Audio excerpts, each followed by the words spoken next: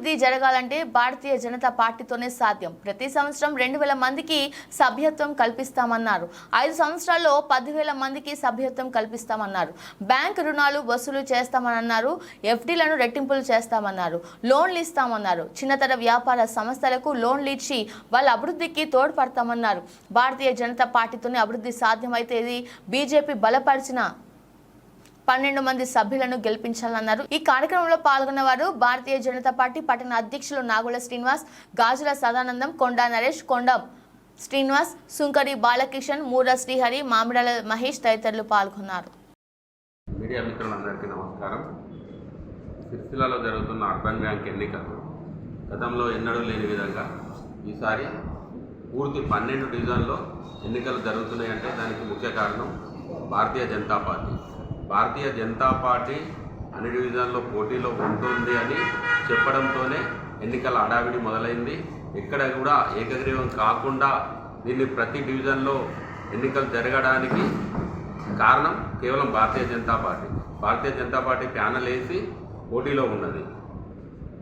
అన్ని డివిజన్లో 12 డివిజన్లో ఉండగా 8 డివిజన్లు భారతీయ జనతా పార్టీ అభ్యర్థులు పోటీలో ఉన్నారు.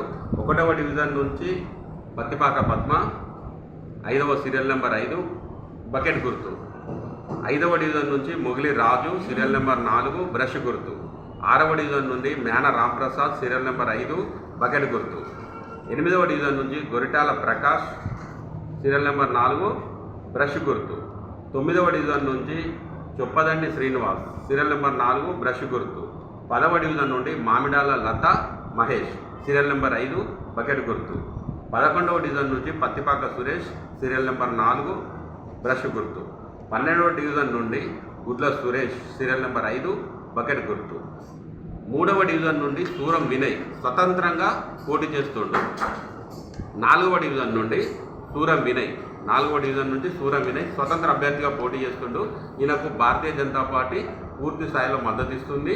ఈయన గెలుపుకు మేము ఎల్లవేళలా కృషి చేస్తామని చెప్తున్నాం.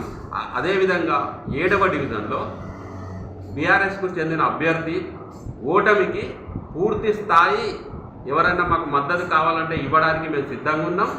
బీఆర్ఎస్ ప్యానల్లో ఉన్న అభ్యర్థి ఓటమే భారతీయ జనతా పార్టీ లక్ష్యం. దీన్ని మేము పూర్తి చేస్తాం. మీరు ఎవరైనా మద్దతు కావాలనుకుంటే మమ్మల్ని స్వచ్ఛందంగా వచ్చి అడగచ్చు. మిగతా అభ్యర్థులు వాళ్ళకు పూర్తి స్థాయిలో మేము మద్దతు ఇవ్వడానికి రెడీగా ఉన్నాం. ఇంకా ముందుకెళ్ళాలంటే ఈ బ్యాంకు బీఆర్ఎస్ పాలక వర్గము గత 5 సంవత్సరాల నుంచి ఉన్నది.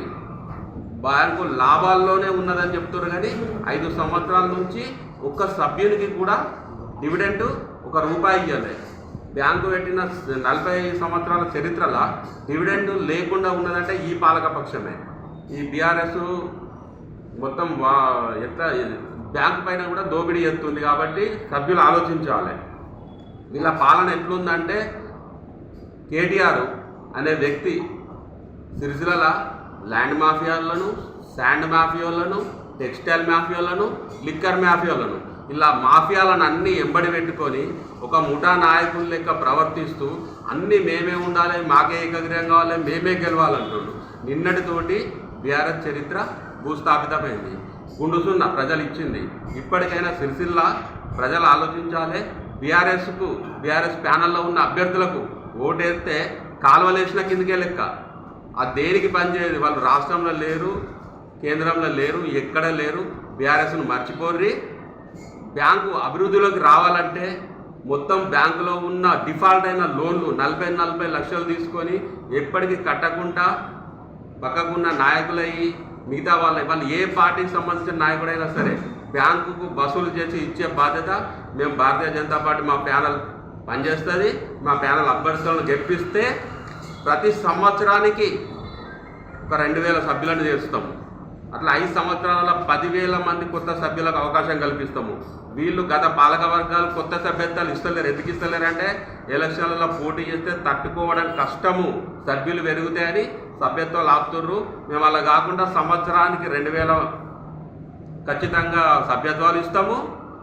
బ్యాంకు రుణాలు వసూలు చేస్తాము. ఎఫ్డీలు 100 కోట్లున్న ఎఫ్డీలను దాన్ని రెట్టింపు చేస్తాము 5 సంవత్సరాల లోపల. దీనికి మన పార్లమెంట్ సభ్యులు బండి సంజయ్ గారు కూడా సహకరించడానికి ముంగడికి వచ్చిర్రు. ఎఫ్డీలు తీసుకొచ్చే బాధ్యత తీసుకుంటా అన్నాడు. మనకు ఎఫ్డీలు వస్తాయి, లోన్లు ఇస్తాము, డిఫాల్ట్ అయిన లోన్లు వసూలు చేస్తాము. తర్వాత చిన్న మధ్యతరగతి వాళ్లకు లోన్లు ఇవ్వడానికే మంచి ప్రాధాన్యత ఇచ్చి మార్టిగేజ్ లోన్లు ఇచ్చి బ్యాంకును అభివృద్ధి పథంలో తీసుకుపోయి ఇంకా మంచిగా తీసుకురావడానికి కృషి చేస్తామని భారతీయ జనతా పార్టీ తరఫున మేము చెప్తున్నాము.